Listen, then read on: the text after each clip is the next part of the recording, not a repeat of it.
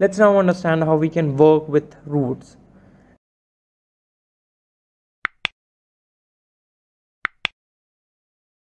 And we will do it by using our Numpy library and Scipy library. Numpy library is used for simple mathematical stuff, and Scipy library is also used for mathematical stuff, but for complex mathematical stuff.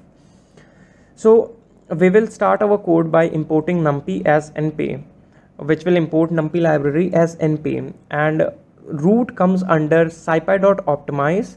So we will import root from scipy.optimize. We will not import whole Scipy library. So to do that, we will say from scipy.optimize import root, and this will import root from scipy.optimize.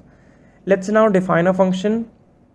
So we will say def is a keyword to define a function in Python, and I'm naming my function as a root func, which is root function, and I'm passing an argument x, the value which will be returned to this x by this function to this and stored in this x.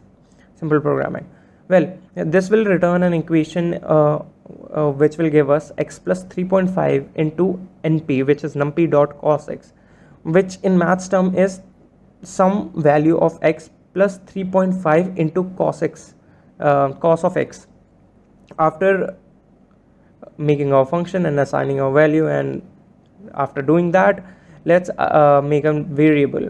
Let's make a variable with the name of root value, which will give us our root value, and we will equate it to root which we have imported from scipy.optimize, and we will pass some argument in this root function. In parentheses, we will pass our function, which is the root func, and we will pass 0.3.